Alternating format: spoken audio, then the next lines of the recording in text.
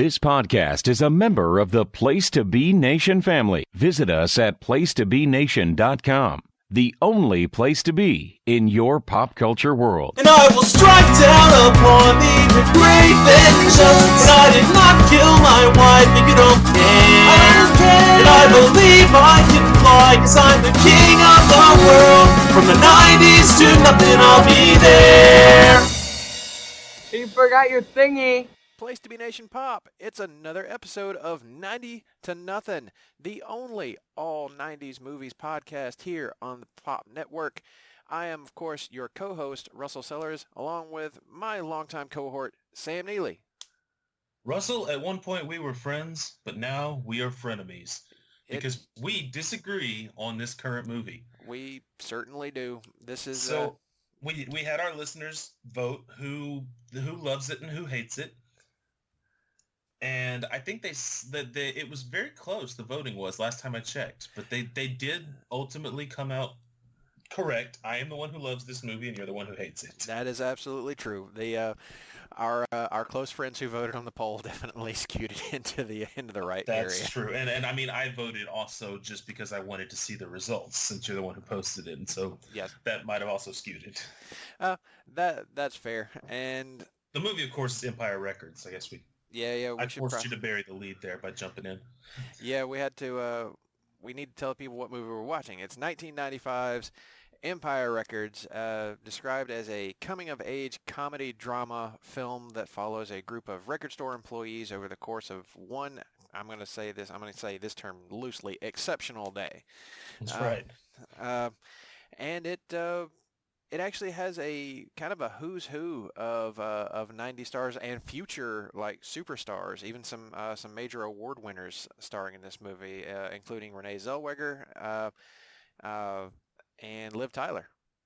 It also is the second movie in the 90s in which Anthony LaPaglia and Debbie Mazur play romantic interests with each other. The first being So I Married an Axe Murderer, where Debbie Mazur did feature as LaPaglia's girlfriend in one scene.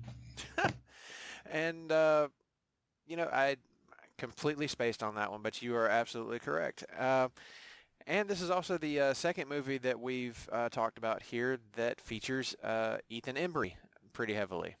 That's true, and I like his performance in this one a lot better, but also because he looks so much younger and he basically is just playing an idiot, it seems to be a better fit for him. I'll give you the idiot part, but my God, he's one of the most annoying elements in this movie to me, among a plethora of them. But I guess we should get into it by telling the folks, some more of the nuanced plot details of the film, like what kicks all of this off. So you are a big fan of this movie, so tell the people what is the plot element that kicks all of this story off.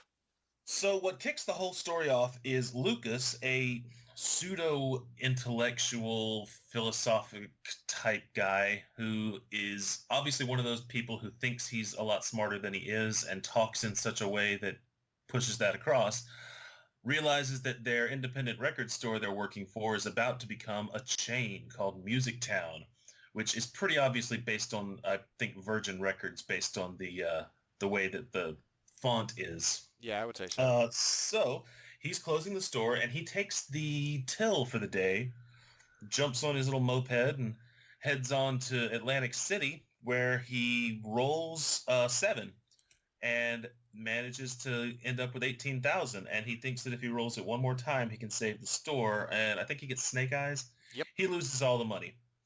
Comes back, and their boss, Joe, is none too happy. He is really not. And when you think about, like, I guess how far Atlantic City is from where their shop is in Delaware, you have to start suspending your disbelief pretty early. Oh, yeah. Because that's a little bit of a drive on a little motorcycle in the middle of the night. And Lucas is definitely the first bit of pretentious nonsense that got on my nerves in this movie. See, and I loved Lucas, and I still do. Like, I no longer want to be like Lucas, like when I was in my early 20s, but still like watching him on this movie. I envy people who can enjoy this, but I think this is one of those movies that maybe it depends on when you watched it the first time. It could. Tell me your history with when did you watch this first time? I didn't see this movie until I was 30. Oh, okay. So I saw it when I was 21. Yeah, that. I knew it existed, and I found out, I think in my late 20s, that someone zoomed in on a high-res DVD and determined that the day that it took place was April 8th. And it says Saturday, April 8th. And that's another little bit of trivia for me, at least, because April 8th in the year 1995 was a Saturday. And the reason I remember that is because that's the day my baby brother was born. Oh, okay. So a little bit of personal history there for the Neely brothers. That's right. He's getting married this summer. So that's how old this movie is. Also, it's the day that because when you're in elementary school and you go to any restaurant with a self-serve drink machine, you mix all the different flavors together. That's the day because we were on our way to the hospital to get my brother and my mom, and we went to Taco Bell, and I made the perfect suicide at the machine. And I've never been able to duplicate it in the 24 years since then. How about that? Like a little, even more There was reason some Pepsi and some orange. I remember that much. Hey, soft drinks, orange just goes with soft drinks. I stand by this. And it goes really great in the new orange vanilla Coke, which I'm a huge fan of. I like it. It's really good with spiced rum. Yes, absolutely. See, we do still agree on some things, but we're just never going to agree on this movie. Probably not. April 8th is also designated Rex Manning Day. And That's right. Rex Manning is a fictional 80s pop star who factors pretty heavily into the plot of this movie. He'd almost be the kind of MacGuffin, I guess, of the film. Kind of, yeah. Like I definitely see him as I've always seen him. I always seen him as like David Cassidy. Like he's a former sitcom star turned pop star. Yeah, and they feature just one of his songs, like a song written for the movie, very heavily throughout the film. Say no more. Yes, and it's catchy. It's annoying, but it's an 80s pop song. I mean, it's an 80s style pop song released in the mid-90s. So you can kind of see that he's that pop idol whose day has passed and never really clear on why they're making such a big thing of him at this store, because he does seem kind of washed up, even by the standards of the day. So yeah, I almost get the impression. And now one thing I do know about the production is some of the cuts to the plot, and I didn't actually, I'm looking on the Wikipedia, they say that there were 3 characters actually removed in the cuts. But I also know one of the other things that they did when they were cutting and re-editing this movie is that it did not originally take place over one day. It originally took place over 2 days. And maybe that would have given them enough space to tell some of the story that they were trying to, because you are not given enough time to actually care really about any of these characters to me. Yeah, if I had to guess, I would say that Mitchell, the character who is the owner of the record store, who's a douchey capitalist, I basically see him as almost like somebody like Stephen Miller. Like he just seems like he'd be like that, but with hair. He probably said, hey, this guy is going to come to town. He's cheap, but he'll bring in money.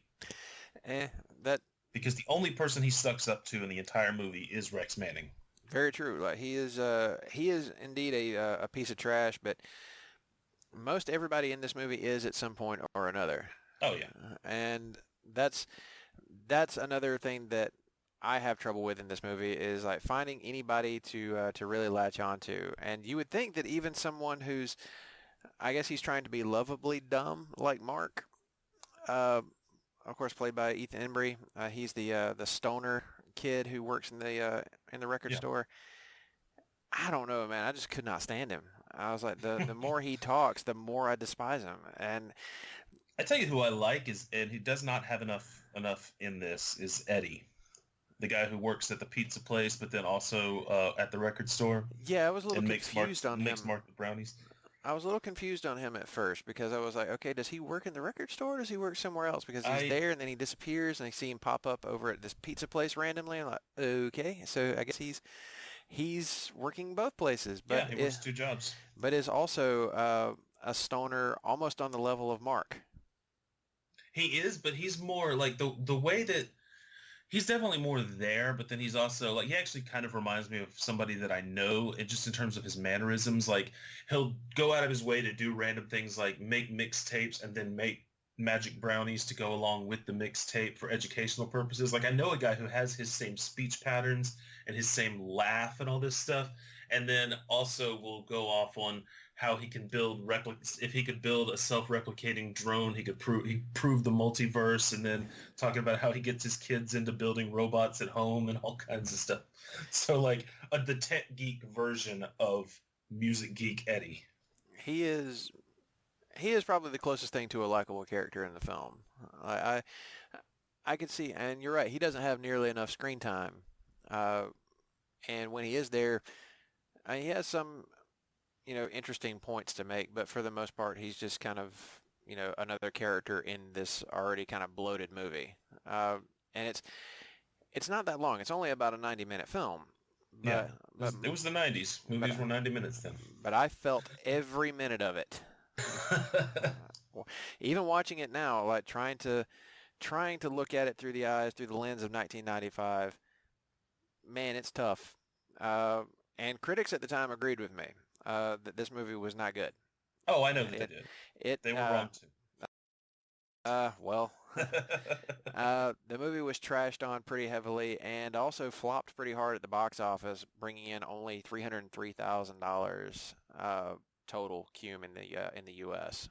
So yeah, I did not know that the movie existed until I was in high school, I think, and I saw it at the not the record store, at a movie gallery, and I was like, oh, hey, that's the girl from That Thing You Do, and then like it has a little sticker on the front saying what's on the soundtrack, and I was like, oh, and it's got Gin Blossoms on the soundtrack, but then I didn't rent it. I didn't never see it till I was in my 20s, and it came on HBO one day. I was like, okay, cool, I'll watch this movie now. And that is exactly what this movie is to me. It was a soundtrack, and a pretty good one, and then a movie written to accompany a soundtrack. I can give you that, and I can see, it's like I was saying, I can see why people don't like it. I still love it, but I can see why it's not everyone's cup of tea. But I would even say it's more than just a soundtrack, because it's also just a bunch of like even if you accept the premise that the movie and the story isn't good, some of the quotes are great. Yeah, this is the movie that gave us the phrase "Damn the man, save the empire." Damn the man, save the. Which I still say that David Sunday and I should start a podcast of 90s music and call it Sam the Man, Dave the Empire. Yeah, you can. I still say that's literally the first time I've ever said that out loud, but it works because of our names. It works for the names, and you could examine 90s movie soundtracks. Yeah. This one would be a good one. We do that here, though. Yeah. This one would be a good one because even though there's a lot of stuff missing from the soundtrack that should be there, this is the movie that made the Gin Blossoms' "Till I Hear It From You" a major hit for them. Yes, and that's a great song. It really is. It's used twice in the movie. The first time you meet Liv Tyler's character, and at the end. Yeah, when they're all dancing on the. Yeah, just before the dance party on the roof. That's right, just before because the dance party on the roof is a different song. It's when Corey and AJ have their and I'll give you this, they're totally unearned get together at the end. I think a much better ending for their arc would have been that they just get back to being friends and Corey gets over himself. I mean, AJ gets over himself. Yeah. AJ, I mean, everybody in this movie is dumb. There is not one smart character in this film. I think Jane is smart. She does quit her job in the middle of some town she doesn't live in. But and she goes on to basically try and hook up with the record store manager. Yep. And even I wanted him to be the smart one. You know, he's the guy who's got all this experience and everything, and he even tells you a little bit about his like failed relationships at one point, just kind of in offhand comments. Uh, Even one where his ex-girlfriend asked him to leave at gunpoint. I was like, Yep. sure know how to pick him there, buddy. Uh, but even he is just remarkably stupid. And there's this one moment where he's just finally had it with Lucas. And I don't know if it's just me, but whenever I look at this guy, uh, I he looks like a mafioso to me. Like I guess he looks to me like a guy who's trying to look like a mafioso. I kind of get that impression from him, probably because of other things that he's been in. Oh yeah. And when he finally drags Lucas back to the office to beat the shit out of him, I was like, Lucas is not coming out of here alive. Like, he is about to lose his life right here, and it's going to be glorious. But then he comes out with barely a mark on him. And I'm like, so what really happened in there? Did you just kind of like push him around a little bit? Maybe he spanked him. That's entirely possible. Uh, Now, a few pluses that I will give this movie is peak Renee Zellweger. This is the only time I think that she was probably really attractive. She also gets one of the best lines when Deborah, played by Robin Tooney, comes back in with her head shaved. Then Renee Zellweger says, "Well, Sinead O' Rebellion, shock me with that deviant behavior." Yes, that I will give her that one. And I'll give her the moment where she comes back with the apron on. And, Yes. uh, that's a pretty hot little moment. And also her. And then her line there, "Welcome to Music Town. May I Yes. service you." That I was like, yeah, see, that's good. It's like a little good moment, and that's probably why I get so frustrated with this movie, because there will be moments like that where it's like, okay, I feel like we're about to start finding a groove, and then we go back into the ditch. And there is a part of me that wants to see, because knowing that it was written to take place over a different amount of time sort of explains some of that away. Like, they throw in some of the random montages to act as transitions where the original transition may not have worked. Because I know there's a scene where AJ gets rejected by Corey, but then the very next scene he's dancing with Debbie and like acting like he's completely fine and over sexually dancing with Debbie as a joke. Yeah, there are there are a It really couple just of doesn't- moments Yeah, like there's that. a lot of points like that where it just kind of goes from one thing to something unrelated. And I feel like, especially because so much of the dialogue is good, or so many of the lines are good, that it was originally written as a much better movie, and there was probably a studio mandate that made it what it ended up being. That said, I still love it. Like, I'm not saying it's objectively good. I'm saying I love it. Yeah, I've tried to get on board with this movie, and you would think I would, because I was a guy who liked Can't Hardly Wait back in the day. But I mean, of course, my opinion shifted on that movie watching it in Yeah. a modern context. And I guess I like this one in a way I never liked Can't Hardly Wait, because I never liked the house party trope in school movies also. Sure. And Like, this is really, I guess, objectively about the same in terms of quality. I still would say this has better dialogue and whatnot than Can't Hardly Wait did. But about the same. this, a bunch of people in a record store, a bunch of basically losers in a record store is just more, it seems like more the atmosphere I'd want to be Yeah. in. The And it's concept, definitely an atmosphere more fun to watch. the concept is great. The idea of a day in the life of record store employees back when that was actually a thing. Oh, Because we've seen on that. that note, yesterday, as of this recording, was National Record Store Day, so I hope everybody went out to their local record stores and got some good deals. I did not, but I did last year. Got James Taylor's greatest hits last year.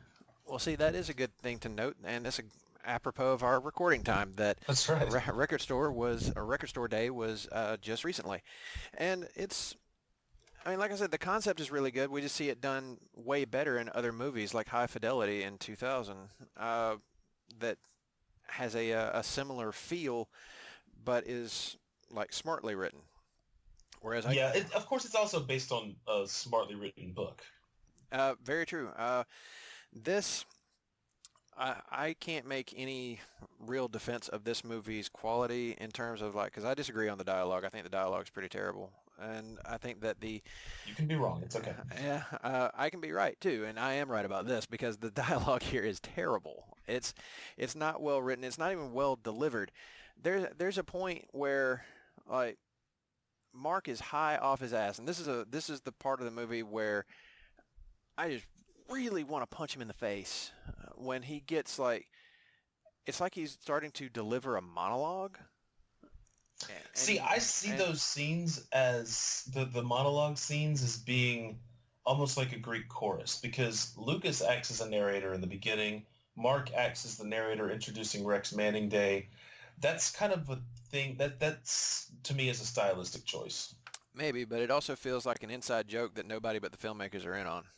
And that's the real problem is that to me it feels like the audience wasn't included really in this Rex Manning joke because they start in on it pretty like randomly, no real build to it. There's even a point when Mark is singing the song right at the beginning of the film before we've ever heard the song.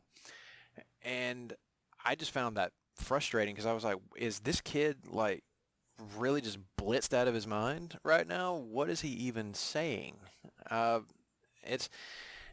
It's too much for me, especially for characters who have done nothing to endear themselves to me. And then AJ kind of comes close at one point because he actually does have a moment where he calls out Lucas on his bullshit. Because Lucas is doing this pseudo-philosophical thing, which is pretentious as hell. And AJ is the only one to say, you weren't like this yesterday. What? And now all of a sudden, here's the quote that really just like derails AJ for me. You're acting like the Chinese guy from the Karate Kid, and face palmed so hard. That's a whole like thing on its own because there's that line that like the racism, there's the homophobia throughout a lot of things. I will give you that. Like, because every time I watch this, I notice a little bit more where it's like, oh, well, okay then. Yeah, it's I mean, I understand that those attitudes were more prevalent in the 90s, but it doesn't make them right. People knew that they were wrong then, and they still did them. They just knew that they could get away with it then. Yeah, and that is a thing about the mid-90s and 90s in general. Hell, even into the early 2000s. I watched a couple episodes of Friends recently from like 2002, 2003, like season 9, season 10. And even then, there are like some pretty heavy homophobic jokes. Oh, I mean, being played in there. If you watch Friends, really just about, there's homophobic humor all throughout that show. Like every reference. Very much for a so. show that pretended it was so progressive really was not. Yeah, it has a lot of drawbacks. It may have been progressive in some areas, but there's one that it really wasn't. Yeah. And I mean, that's just going to be a thing. I think whenever we talk about 90s comedies, is that's going to be a source of a lot of the jokes, unfortunately. And this movie is no exception to that. This movie does. One other thing that I think is really off, even by 90s standards, and that's its handling of the subject of suicide. Yeah. That really did not work for me at all the first time I saw it, and even now it's even worse because it's like it's very ham-fistedly handled, and I mean they open the conversation about it in probably the only real way that you could, but then it's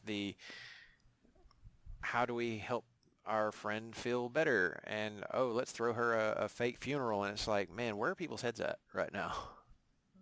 Like I had real trouble reconciling some of this, so I had to kind of like really back away from the movie at that point. Like, wow, this is cringy.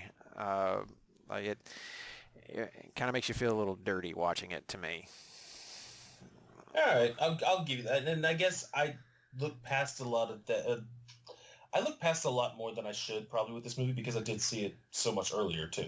Yeah, and like I said from the start, this movie came out at a time when this kind of movie was not a thing. There were no other movies like it. in 1995 because the John Hughes copycat movies that were going to be coming up like a year later, starting with She's All That, uh, that none of that had happened yet. There wasn't really much of a hint of it. So this was a movie that was trying something without a template.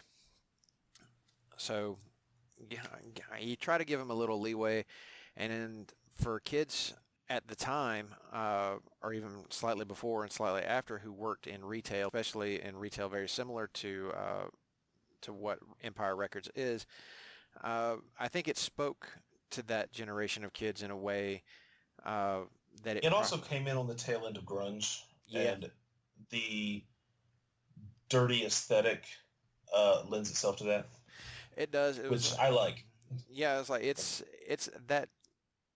that transitional movie like where the grunge days are coming to an end, and this is that movie that's kind of stuck in, it's got its feet in both worlds. Like it's got that dirty aesthetic going on, but there are also times whenever this movie looks kind of slick, like it's really polished and produced.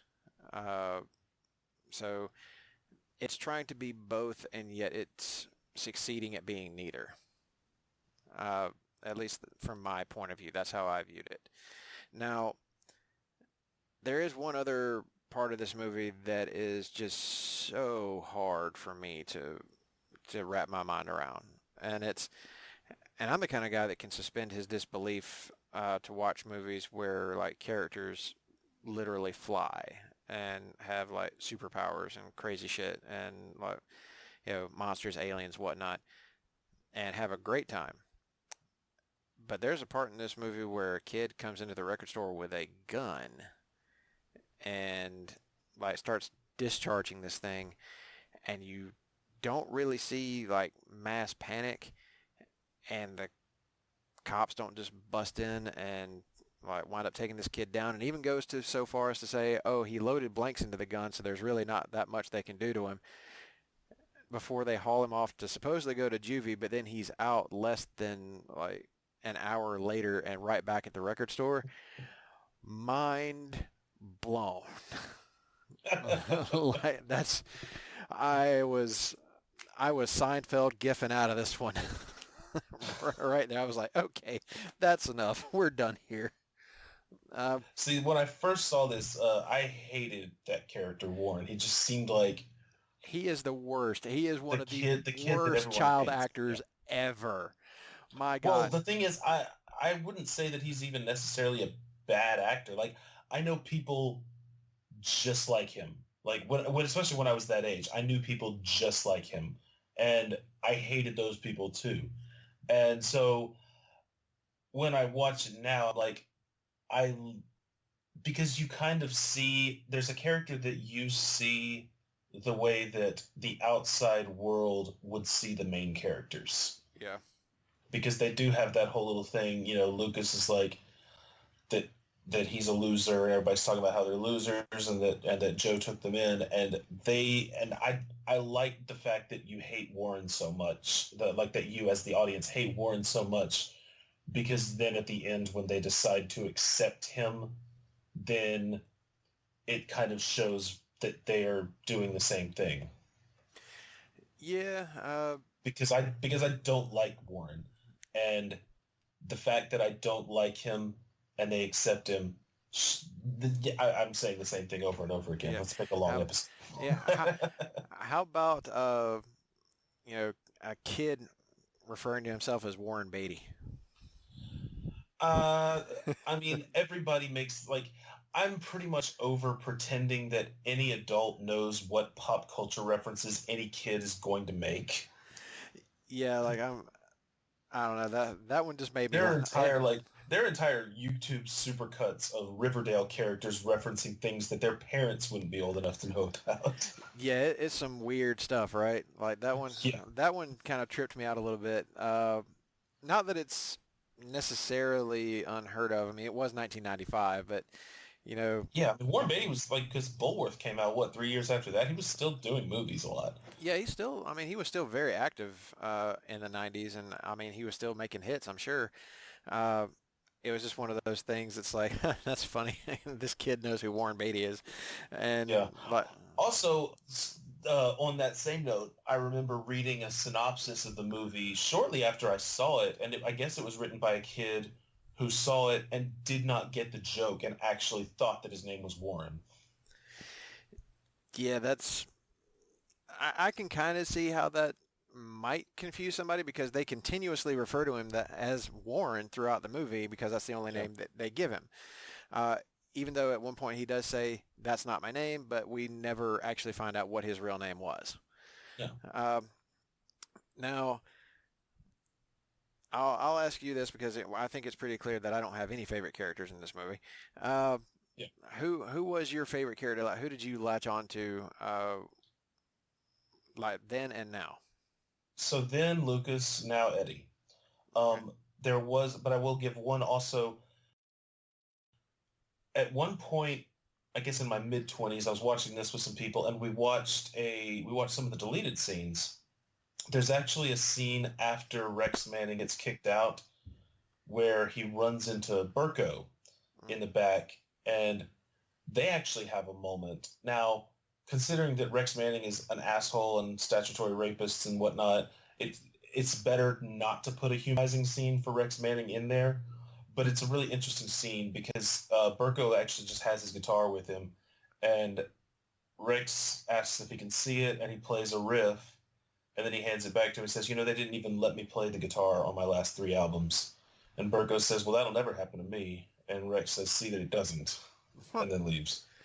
It's just, and I don't know that that makes me like either character more. I feel like Burko might have been a likable character if they had given us more of him. Like if we had seen more of who he was.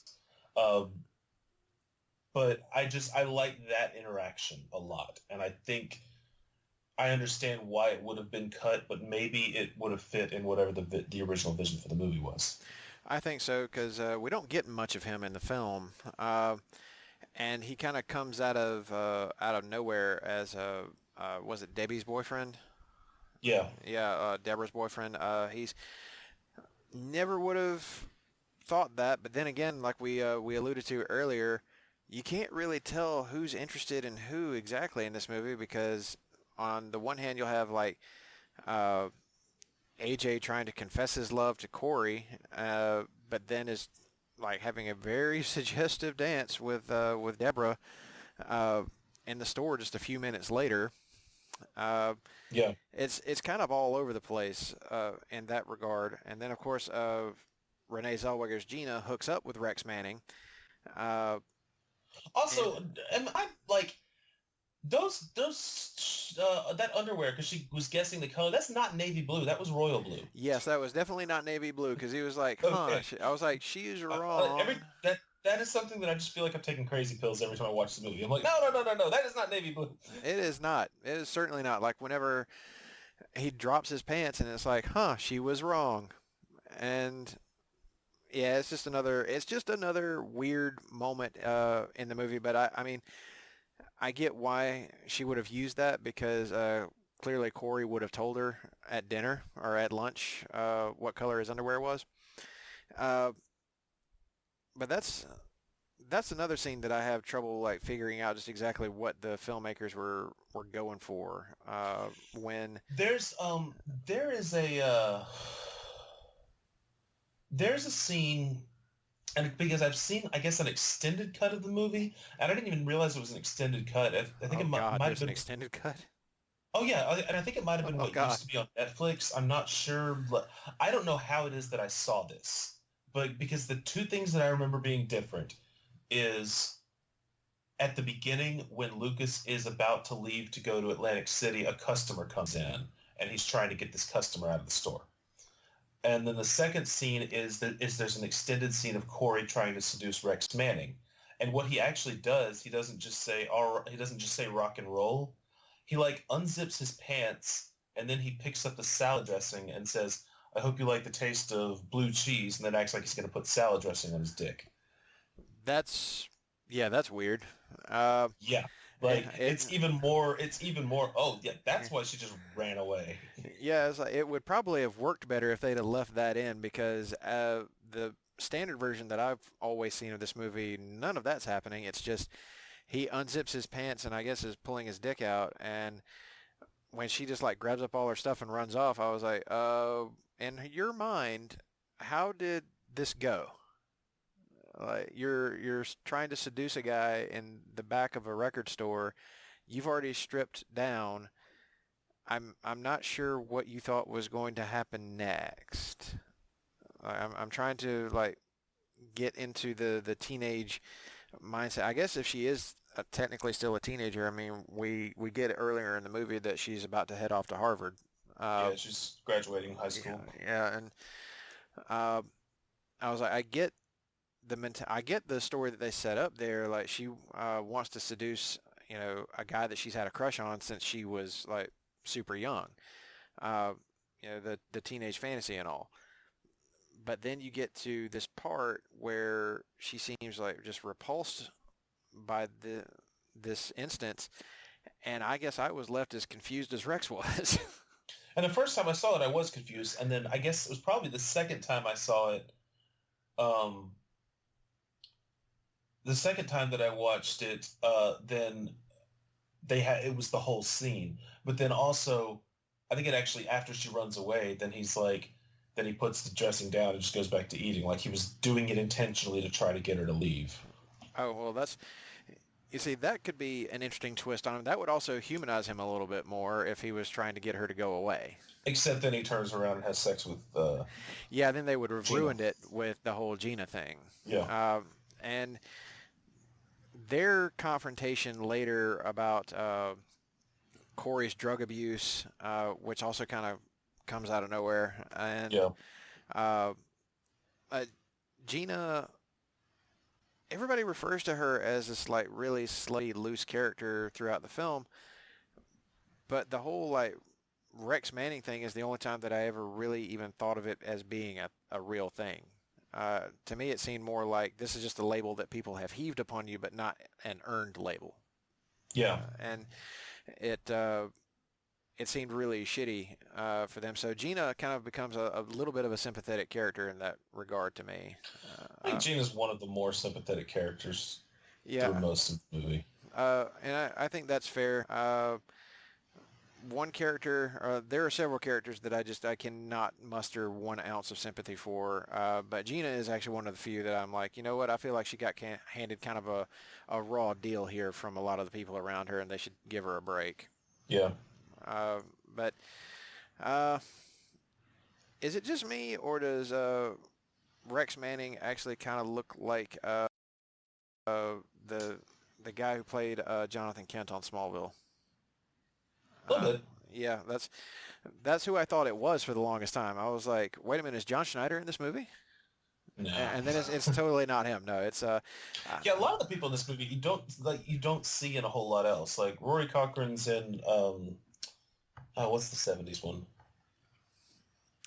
Days of Confused. Oh, okay, yeah. And Johnny Whitworth was in The Rainmaker. He was also in one of the Ghost Rider movies. Oh, it must have been the one I didn't see.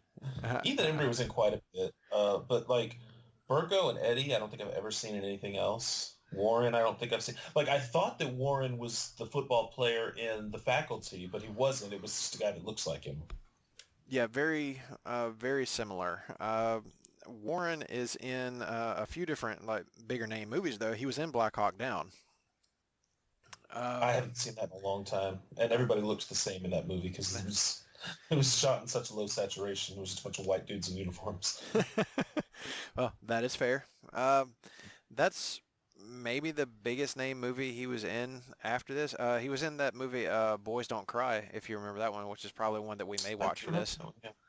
Yeah, we should. Because that's a pretty heavy movie. I've actually not seen it, but I know the premise.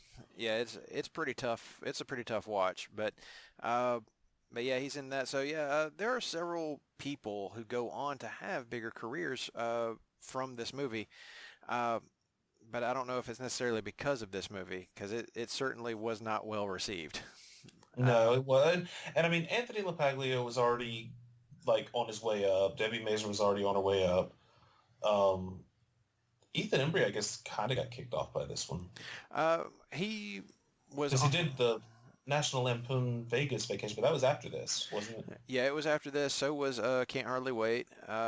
So his like stature as a teen star really was kind of reaching about its halfway point, I think, with this movie. And then he would go on to do more successful pictures, and of course, I think segue into television after that. I think that's what he's doing now is more TV stuff. I saw him on when I used to watch ABC's Once Upon a Time. He was in a season of that. Oh yeah, I forgot about that. It does not look the same anymore. No, not at all. He looks very different. Very different. Like you kind of see the eyes. Once I saw his name in the credits, then I started looking for him. He does get one of the scenes I think is really funny in this movie when he's eating what we presume were pot brownies, but clearly there's more in there than just pot, because he has a full-on hallucination that he is joining the shock rock band. You love GWAR. Why don't you join the band? You play a mean guitar. It's too bad you gotta die. And then he gets eaten by a puppet on stage. And the way that he's just like giggling while he's watching it. Yeah, he doesn't like at first it looks like he's about to freak out, but then he stops and just keeps eating the brownie and is like, no, this is actually pretty cool. Like I'm being eaten on stage at a GWAR concert. GWAR, another band, like the actual band featured in the movie, not on the soundtrack. Yep. Oh, yeah. Well, I mean, I was about to say, we're about to have a whole conversation about songs that didn't make it to the soundtrack that are awesome, right? Yes. Because we had, there's you could have 2 volumes, and this is going to prove my point that this movie was a soundtrack before it was a movie, because there is a ton of music that is featured in the film that didn't make it onto the soundtrack. You could do like 2 or 3 volumes for this. Romeo and Juliet by the Dire Straits. That's an amazing one in the movie, not on the soundtrack. How by the Cranberries is featured twice in the movie. Amazing song, not on the soundtrack. Plowed by Sponge is featured very heavily in the movie. Amazing song, not on the soundtrack. What else? Like this, I'm looking at a list. Video Killed the Radio Star. Yeah, that's not in the movie. I mean, not in the soundtrack, but it's in the movie. Like there's some great music in this movie, and there is like original music for the movie or original recordings of existing songs for the movie that still didn't get put in the soundtrack. And how? God damn it, how? That one just like blows my mind that it would have been left out. Even the songs that the number one though that should have been in there is the movie the song that was made for the movie. Say no more, more. The Rex Manning song, the whole thing that like gets played over and over throughout the movie is nowhere to be found on the soundtrack in any version by anyone. I mean, they even feature, at least you get a version of Sugar High in the on the soundtrack, but it doesn't have doesn't feature Renee Zellweger. No, only the version in the movie features Renee Zellweger. So those would be the major ones. And it's also kind of interesting that If You Want Blood, You've Got It by AC/DC is not featured, because that actually gets a pretty prominent scene in the film when who is it that goes back to play his drums? Joe. He goes back to play his drum set to work out some frustrations in the day, and that's the song he's playing drums to while like Lucas, AJ, and Warren all do their own little like lip sync performances of it. And that's kind of a nice scene in the movie to me. I like little stuff like that, but again, not featured on the soundtrack. But as we alluded to before, or as we said before, Till I Hear It From You by the Gin Blossoms was featured on the soundtrack.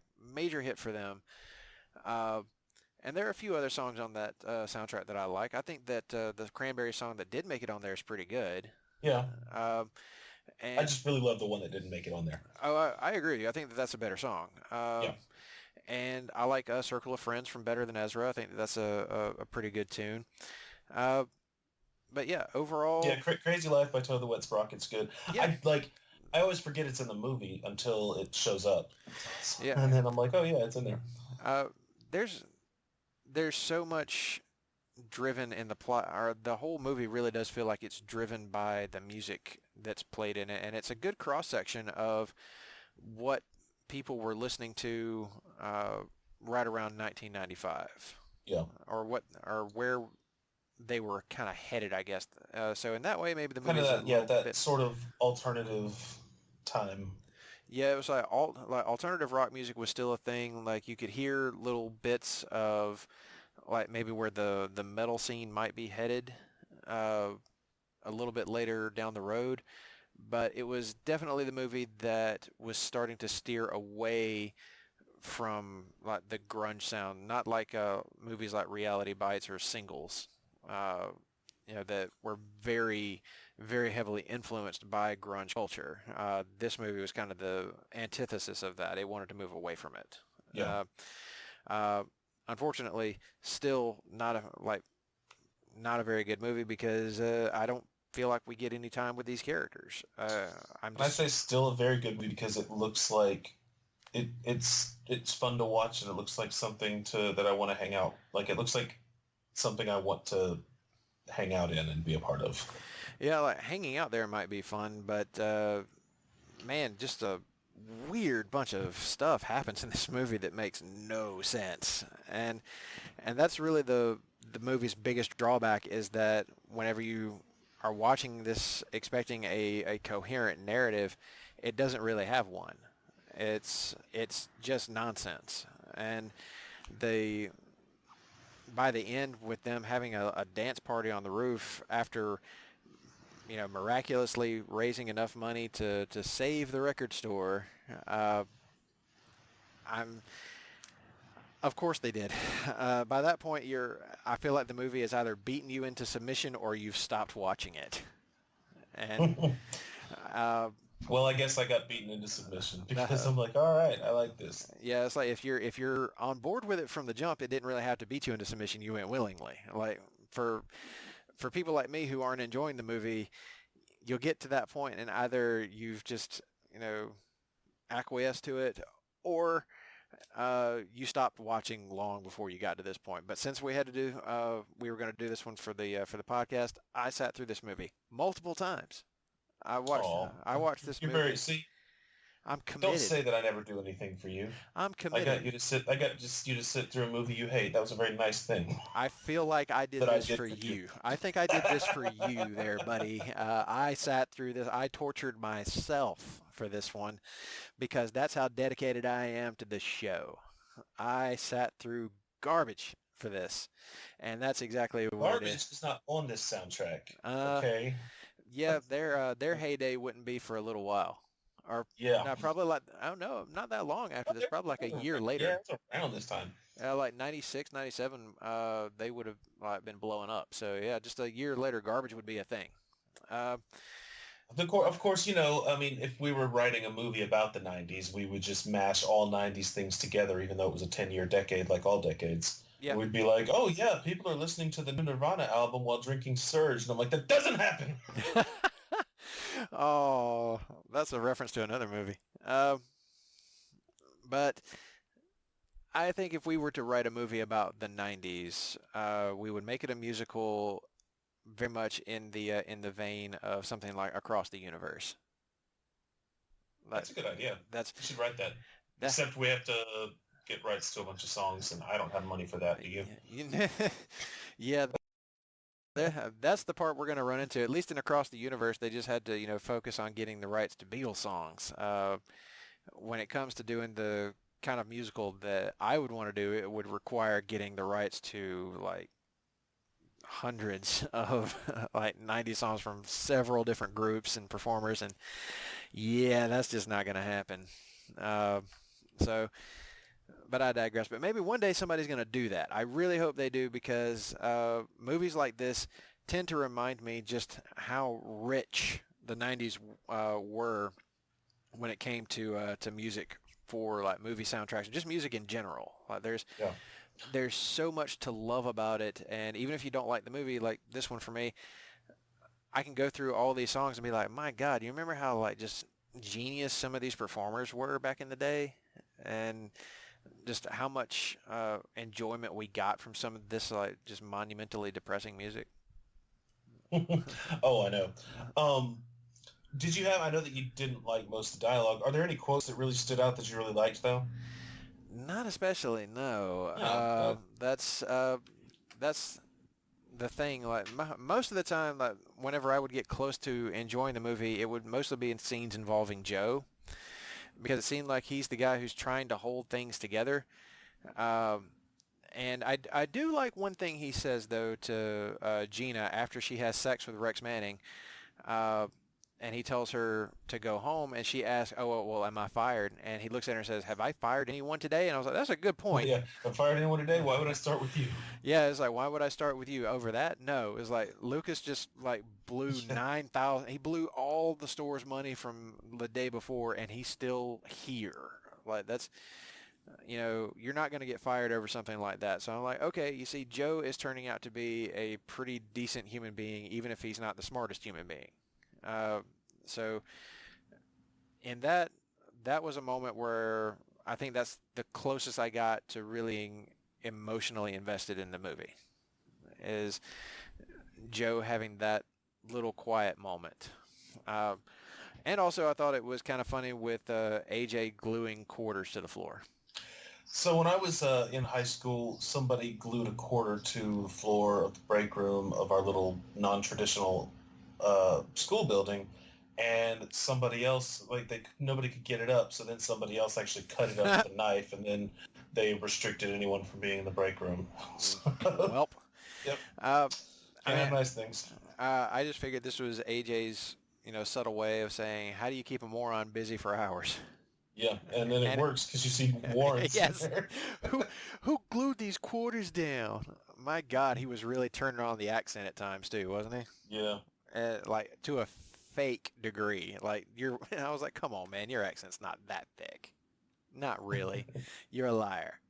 But yeah, this is one of those that now that I've watched it several times, there are a couple of moments that are not bad, even like maybe one or two good ones, but they are surrounded by a poorly written and poorly realized film that actually has a pretty good concept at its heart. I get what the movie's trying to be at its heart, and maybe that's why it hit with the people that it really hits with, is because it's like, okay, we can get at your heart because you can see the concept, even if we're not fully executing that concept at all.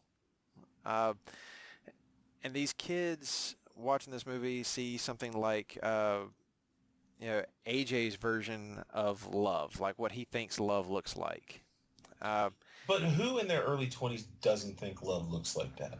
Well, no, like that's the thing. Like that's who it's going to appeal to you there. That's why I'm saying that if you watch this movie as a kid, if you watch this movie when you're teens or even in your early 20s, it'll certainly hit with you because that's probably the definition of love that you've been working from for a long time. But if you're like me and you don't see this movie until you're in your 30s, it's going to come across like bullshit.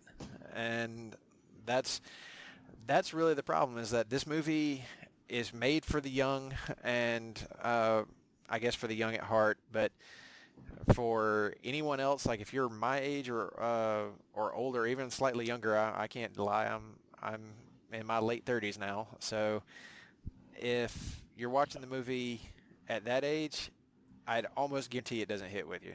I mean, I'm in my mid-30s and it still hits with me, but it's because it hit with me when I was younger. There it is. Yep.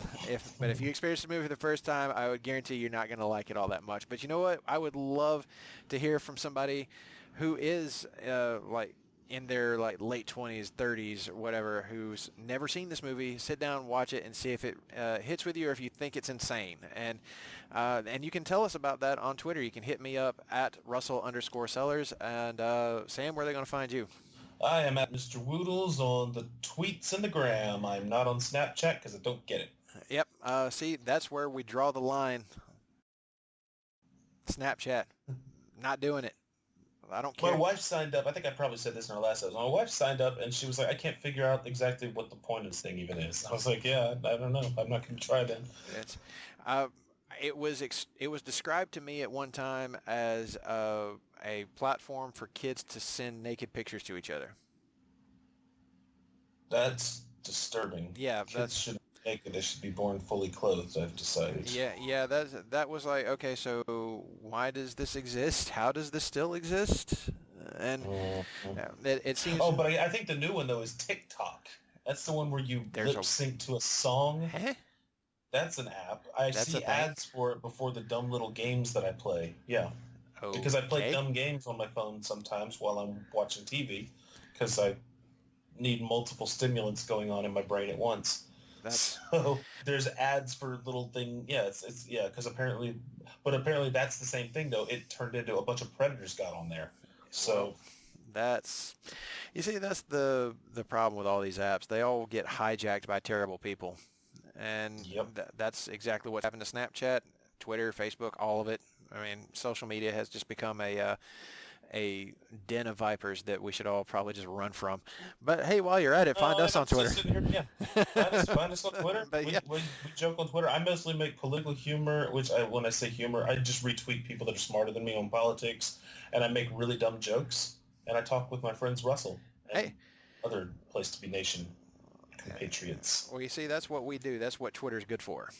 At least we, Instagram I rarely post, but it's mostly food or pictures of my dog and cats.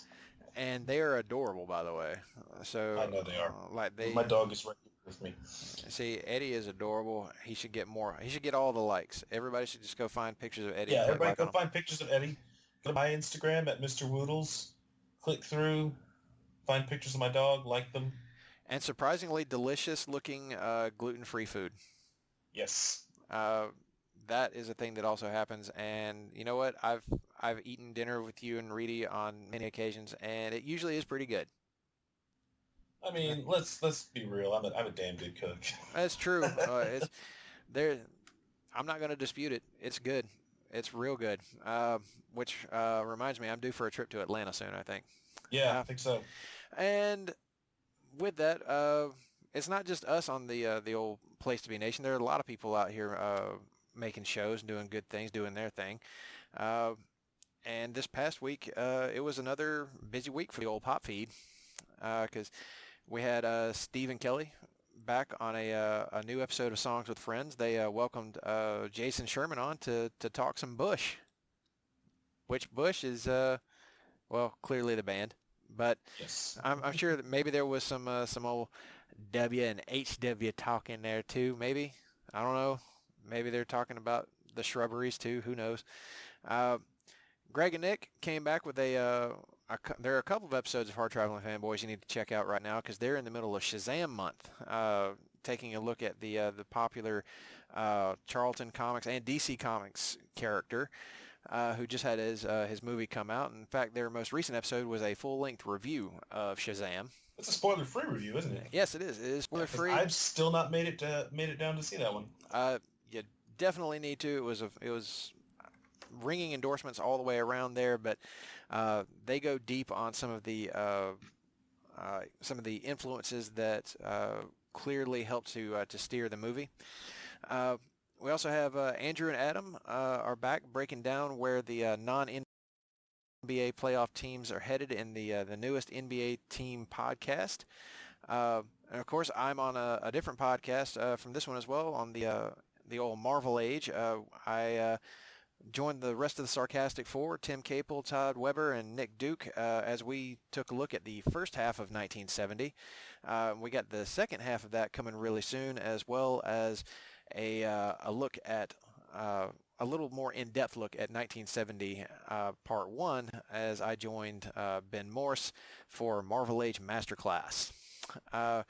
Ginny and Tim had another episode of Talking Pop where they had a long-time Place to Be Nation staple Glenn Butler on.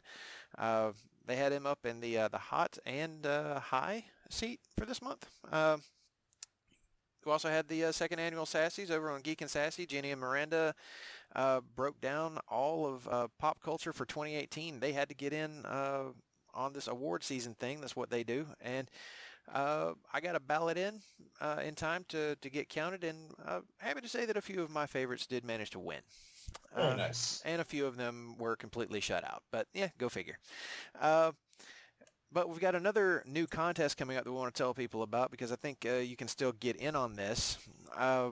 It's being held over on the Looking Forward, Looking Back show. They're going to be doing a summer movie wager based on how well you think you can predict how this summer's movie releases will do at the domestic box office.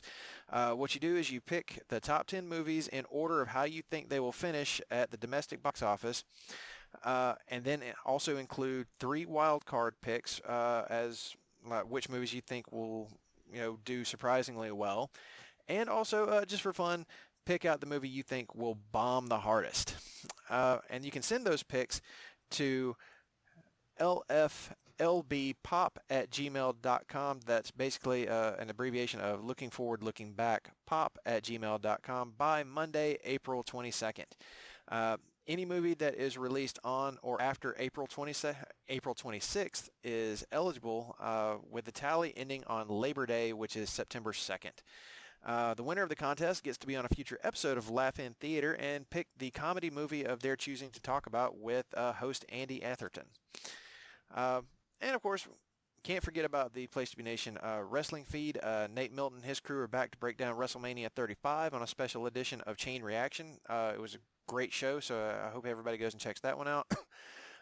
Chris and Evan are here with the WrestleMania 35 reaction show, which is more of a live watch of it.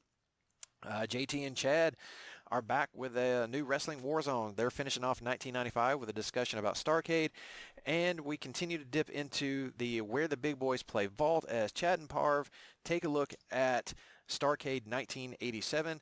And finally, you have Nick and Greg, the hard-traveling fanboys, but no, not here.